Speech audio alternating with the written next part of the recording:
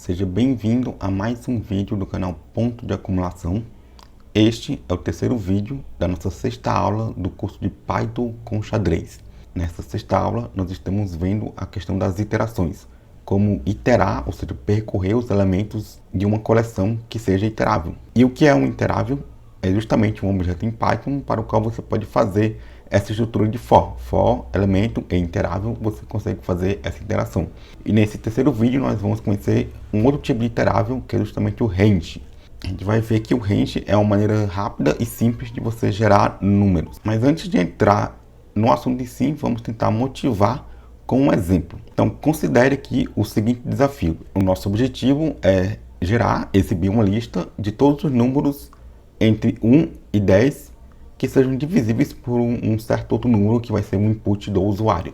Então, aqui está o código que resolve esse desafio. Vamos tentar entender esse código. Temos aqui a nossa lista de números, que são justamente todos os números de 1 até 10. E aí a gente vai ter o nosso divisor, que vai ser um input do usuário. A gente pergunta aqui qual o divisor, o usuário digita um input, que vai ser uma string. A função input vai retornar um string, então, portanto, a gente vai ter que fazer o passe para o tipo int, já que a gente vai estar trabalhando com números inteiros aqui. Aí a gente vai assumir que o usuário digitou corretamente, que não vai dar nenhum erro aqui nessa parte do código. Então a gente vai gerar a lista de números procurados, são inicializada como uma lista vazia, e essa lista vai sendo populada ao longo aqui do código, né? A gente vai percorrer todos os números que estão nessa lista de números. A gente já viu como fazer isso, a gente usa o for, ou seja, a gente vai fazer uma iteração por essa lista de números, que é um iterável, e a gente está chamando esse elemento de dividendo, e a gente vai fazer a divisão do dividendo pelo divisor, mas aqui na verdade a gente está pegando o resto, né? A gente está fazendo um mod, então o mod é justamente calcular o resto da divisão. E a gente quer exatamente os números que sejam divisíveis pelo divisor, então estamos procurando os números cujo resto seja zero. Então se o resto for zero, a gente adiciona esse número aqui, esse dividendo, na lista de números procurados, e aí a gente, no final, printa todos esses números. Vamos lá para o Colab e ver como isso funciona. Vamos aqui rodar o nosso código. Então ele vai perguntar aqui qual o divisor, ele está esperando esse nosso input. Vamos colocar um input válido, vamos tentar aqui o 3.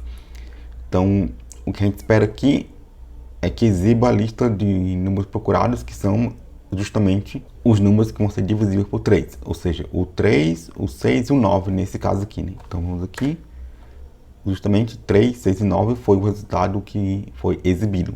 Vamos testar novamente aqui, vamos pegar o número 7, aqui então vai exibir só a lista com o número 7, né? Que é o único número divisível por 7 entre 1 e 10. Então temos aqui somente 7. Vamos testar aqui um outro número, um número maior, por exemplo, 13. Não vai ter nenhum número divisível por 13 nessa lista, então o resultado vai ser uma lista vazia, né? Justamente uma lista vazia. Suponha agora que a gente tem um desafio diferente. Em vez de você exibir os números divisíveis por um certo input que estejam entre 1 e 10, suponha que você queira exibir os números divisíveis por um certo número que estejam entre 1 e 1000. Então a gente volta aqui para o nosso código que a gente pensou aqui em cima. O que foi que a gente fez? A gente tinha os números entre 1 e 10, listamos todos eles, porque esse era o range de números que a gente estava considerando. E a gente pode tentar fazer a mesma coisa aqui. Tentar escrever todos os números de 1 a 1000 numa lista gigante, só que isso, apesar de ser possível, é impraticável. Não é viável você tentar fazer esse tipo de coisa, porque o código vai ficar muito grande. Tem que existir uma maneira mais rápida, mais otimizada, mais inteligente de fazer esse tipo de coisa em Python. E esse tipo de coisa que nós estamos procurando é justamente o range. Então, em Python, a gente tem uma maneira de gerar uma lista de números inteiros, obviamente, dentro de uma certa faixa de valores. Essa faixa a gente chama de range, né? E para isso, existe justamente uma função built-in, que é a função range. Essa função é uma função que recebe 3 parâmetros. Ela possui um limite inferior e um limite superior, que são justamente o menor e o maior número que você quer considerar, ou seja, o menor número da faixa e o maior número da faixa. Lembrando que o limite aqui inferior, ele é um argumento opcional, porque por padrão ele é 0, mas o limite superior ele é um argumento obrigatório. E um terceiro argumento que também é opcional é o que a gente chama de passo, que é o step, é de quanto em quanto você quer pular os números. Por padrão esse valor é 1, mas se você pode passar, por exemplo, um valor 2, ele vai pulando de 2 em 2 os números. Então o que o range vai fazer, essa função range, ela vai retornar uma lista de números, começando pelo limite inferior, até o limite superior, sendo que no limite inferior ele é inclusivo, ou seja, ele vai contar com o limite inferior, vai estar na lista, mas o limite superior ele é exclusivo, então ele vai até o limite superior menos 1. Então vamos pegar esses exemplos aqui e ver como que eles funcionam na prática lá no Colab. Então temos aqui os exemplos. O primeiro exemplo a gente vai fazer um range até 10, ou seja, o limite superior é 10, lembra que o limite inferior ele é 0, por padrão. A gente vai printar aqui todos os números. Então, for número em range de 10, vamos exibir esse número na tela. Lembrando então que como o limite superior não é atingido, isso aqui vai exibir os números de 0 até 9. Então vamos rodar aqui a célula. Foi exibido os números de 0 até 9. Se a gente quiser incluir o 10, eu quero que entre o 10. Então você tem que botar aqui o 11, que aí ele vai até o 11 menos 1, que é o 10. Então isso é algo que tem que estar sempre na mente aí quando você for usar o range, que tem esse detalhe a ser considerado. Mas como eu disse, a gente pode ficar brincando com isso, né? Então tem aqui um exemplo que tem um limite inferior de 3 e o superior de 10. Então aqui vai gerar uma lista do 3 até o 9, incluindo o 3 e o 9. Então vamos rodar aqui exatamente uma lista do 3 até o 9. E por fim a gente pode considerar também o outro argumento opcional, que é o step, que ele diz de quanto em quanto que vai pular. Então o mesmo exemplo aqui, vamos exibir o número de 3 até 9, só que pulando de 2 em 2. Então ele vai ser o 3, o 5, o 7 e o 9. Rodando aqui, 3, 5, 7, 9. Que a gente pulou de 2 em 2, podemos pular de 3 em 3, por exemplo. Então vai ter o 3, o 6 e o 9. Podemos pular de 4 em 4. Então vai ter o 3 e o 7. E assim por diante, você pode brincar com isso aqui, né? A gente pode fazer uma brincadeira interessante, né? O que acontece se eu colocar um step negativo? Ele vai pular de menos 1, vai dar um erro. O que você acha que vai acontecer? Pense um pouquinho antes de prosseguir aqui no vídeo. Bom, espero que você tenha pensado um pouco. Vamos aqui rodar e ver o que realmente acontece. Então, não acontece nada, justamente porque você colocou um passo negativo e o limite inferior é menor que o limite superior. Então, quando você põe um passo negativo, ele vai fazendo ao contrário. Então, nesse caso, o limite superior tem que ser menor que o inferior. Vamos rodar aqui, vamos voltar aqui nessa célula, o código por original, e vamos colocar uma outra célula para a gente testar esse tipo de coisa, né? Então, vamos agora ao contrário, vamos do 10 até o 3, por exemplo, pulando agora um passo de menos 1. Agora vai dar certo, porque o limite inferior é maior que o superior. Esses nomes não são bons, né? Podemos pensar como start e end, né? O começo e o fim. O começo agora vai ser maior que o fim, então faz sentido ir com um passo negativo, né? Então, rodando aqui, agora ele foi de 10 até o 4. Lembrando aqui que o limite aqui, o último cara nunca é considerado, né? Sempre o cara antes dele. Tem que ter sempre isso em mente. Vamos aqui rodar de 2 em 2. Então vai ter o 10, o 8, o 6 e o 4. Exatamente. Bom, agora que a gente entendeu o funcionamento básico do range, estamos prontos para resolver aquele desafio. Então, lembrando qual é o desafio, a gente quer exibir uma lista de todos os números entre 1 e 1000 que são divisíveis por um certo input. Então, mesma coisa aqui, a gente vai agora ler o input do usuário, vamos ter a lista de números procurados, só que agora a gente não precisa criar a lista total de números, porque a gente vai fazer isso usando o range. Então, a gente vai fazer aqui o range até 1001, lembrando que tem que ser 1001 porque o limite superior ele não é considerado, é sempre o cara antes dele. Então, se a gente quer ir até o 1000, tem que botar 1001 aqui no range.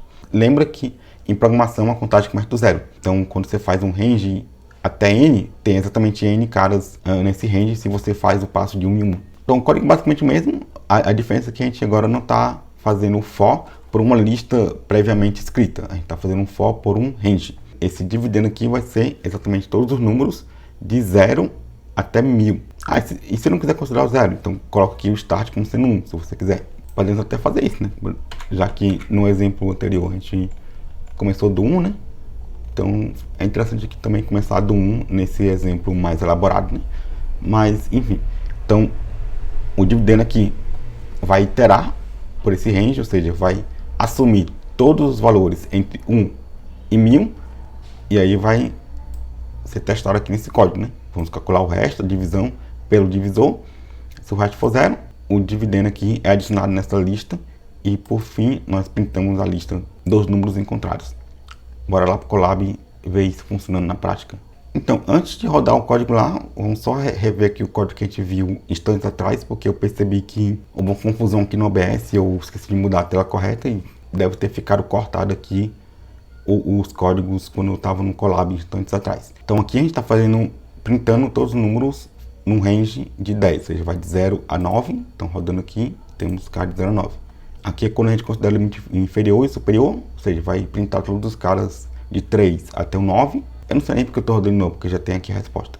Esse aqui precisa rodar novamente, né? Então aqui, mesma coisa do anterior, vai printar os números de 3 a 10, só que pulando de 2 em 2. Então vai ser o 3, o 5, o 7 e o 9. E aqui, deixa eu pegar esse cara.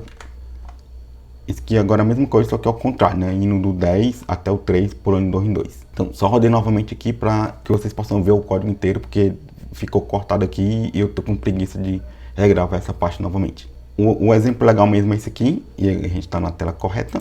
Bora lá entender. Explicando novamente, a gente vai capturar aqui, através do input do usuário, qual o divisor que a gente quer considerar. E vamos ver quais dos números entre 1 e 1000 são divisíveis por esse divisor, usando aqui o range.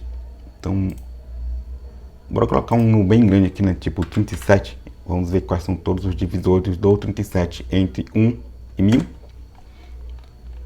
Tá aqui todos os divisores, vocês podem conferir aí, mas vamos confiar que o Python fez um bom trabalho em realizar esses cálculos, né? Bora outro exemplo aqui, bora um exemplo mais simples, né? Indo de 50 aqui em 50, né? Então temos aqui 50, 100, 150, 200, blá blá, até o 1000. Então parece que está funcionando o nosso código e a gente viu a utilidade prática do range. Ele permite que a gente escreva uma sequência grande de números sem precisar escrever esses números um por um. Basta colocar o primeiro e último elemento e talvez o passo que você quer dar. E aí nós temos a nossa lista de números. Mas na verdade isso que eu acabei de falar não está totalmente correto, porque essa função range, o que ela retorna de fato não é uma lista. É uma coisa que se parece com a lista, mas não é uma lista, não é um tipo list. Ele retorna um objeto que a gente chama de tipo range, ou seja, a função range retorna um objeto tipo range, é o mesmo nome, eu sei. E esse tipo range, ele não é uma lista. O tipo list é o tipo list, o tipo range é o tipo range, só que esses dois tipos, eles se comportam da mesma maneira, no sentido de que ambos são iteráveis, que é o que eu estava falando no começo aqui do vídeo. E iterável é qualquer objeto em Python para o qual eu posso usar um for. Então, quando eu faço for x em objeto, isso só faz sentido, isso só vai funcionar se esse objeto for um iterável. Então, uma lista é um iterável, um dicionário é um iterável, e essa coisa estranha tipo range também é um iterável. E para provar aqui o que eu estou falando, bora até ver isso no código. Então, eu posso fazer aqui meu range, posso criar uma variável chamada meu range, que vai ser justamente um range até 10. Então, vou botar aqui 11. E podemos printar esse meu range. O que vocês acham? Será que vai ter uma lista aqui com o número de 0 até 10? Será que vai ter uma outra cor diferente? Bora ver o que vai acontecer. Então, quando eu print aqui meu range, não apareceu uma lista de 0 até 10. Apareceu simplesmente range de 0 a 11. O que é isso? Isso aqui é um objeto tipo range. Podemos aqui ver o tipo, type, meu range. Que tipo é esse? É um tipo range, não é um tipo list. Eu posso fazer aqui uma lista. 1, 2, 3, 4, 5, até 10. Eu posso printar aqui a lista. Eu tenho aqui, quando eu faço o tipo list, não vou fazer isso, mas eu posso fazer um lista e acessar, sei lá, a posição 5, que vai dar o número 5, né? Perdão, vai dar o número 6. Aqui eu cometi um erro crasso, né? Eu confundi o índice aqui com a posição, o índice é 5, a posição que é 6, né? Porque a contagem é do 0. Numa lista eu consigo fazer isso, eu consigo acessar um elemento. Eu quero acessar o elemento no índice 5 ou na posição 6, ele me dá. O cara na posição 7 aqui, na verdade aqui é a posição 8, né? Então ele vai me dar. Será que eu consigo fazer isso com o meu range? Meu range. Será que eu consigo acessar na posição 5? Consigo. E se eu acessar na posição 7, será que consigo também? Na posição 4. Você vê aqui que o range se comporta muito parecido com a lista, né? Eu consigo acessar os elementos aqui do range e eu consigo fazer um for, né? Eu consigo fazer um for x em range. Na verdade é meu range, né? Meu range print x. cliquei errado aqui, né? Print X. E aí eu vou ter todos os números de 0 a 10 printados aqui na tela. E eu consigo fazer a mesma coisa com a lista. For chamar de Y. Y em lista, print Y.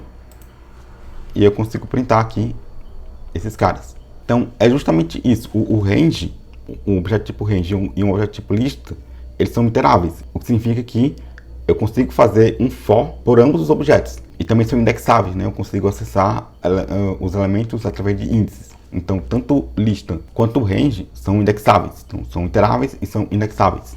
Uma outra coisa que é iterável, dicionários. Como eu comentei, né? Se eu colocar aqui meu dicionário. Chave 0, valor 0. Chave 1, valor 1. Por extenso, né? Chave 2, valor 2, por exemplo. Meu dicionário. Eu consigo iterar para um dicionário também. Ou seja, eu consigo fazer um for x não, vou chamar de z em dicionário.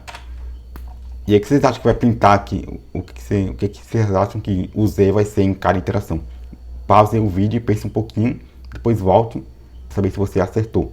Então espero que vocês tenham pensado um pouco. Vamos rodar aqui o código e ver o que é esse z em cada iteração. Então o z aqui são justamente as chaves, né? Então quando a gente faz uma interação para um dicionário, a gente não tem os valores do dicionário, a gente tem as chaves do dicionário. Então o dicionário é um iterável e os valores dele são justamente as chaves. É meio confuso isso, mas o que a gente pode iterar pelo dicionário são as chaves. Ah, mas eu quero os valores. Então você tem que fazer dicionário.values. Você vai obter os valores do dicionário. 0, 1, 2. Ou ponto .keys. E aí você obtém as chaves também, né? Aí se você quiser a chave e o valor, você faz um ponto items. Ponto itens. E aí você vai obter tanto a chave quanto o valor. Rodando aqui. Então, o Z aqui em cada iteração é um par que tem a chave e o valor correspondente. Esse final do vídeo foi só para mostrar que lista não é a única coisa em Python que é iterável. Existem muitas outras coisas que são iteráveis, como range, como dicionário, como tuplas, que a gente vai ver em vídeos futuros. A gente vai ver tudo isso em detalhes quando a gente for ver programação orientada a objetos. Inclusive, a gente vai aprender como que a gente constrói iteráveis, como que a gente diz que um objeto é iterável. A gente vai ver que tem um método mágico, que é o dunder_iter, que é o que permite que um objeto seja iterável. Mas por hoje é só. Espero que você tenha curtido esse vídeo. E se curtiu, deixe joinha, deixe seu comentário com sua dúvida, com sua sugestão. Continue praticando, porque programação só se aprende na prática, codando, botando a mão no código. Bons estudos e até a próxima.